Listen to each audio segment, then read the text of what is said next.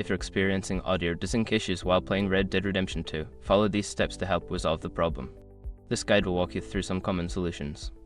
Step 1. Check audio settings. Go to the game's audio settings and ensure that the audio output is set correctly. Make sure the correct device is selected and adjust the audio quality settings if necessary. Step 2. Update audio drivers. Make sure your audio drivers are up to date.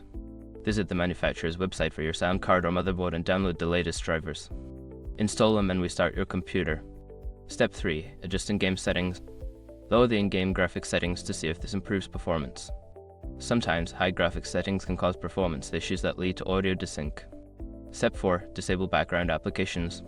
Close any unnecessary applications running in the background that may be using system resources. This can help improve overall performance and reduce audio desync. Step 5. Verify game files. If issues persist, verify the integrity of the game files through the game launcher, Steam, Epic Games, etc. This process will check for any corrupted files and replace them, which may resolve the audio issue. By following these steps, you should be able to reduce or eliminate audio desync in Red Dead Redemption 2.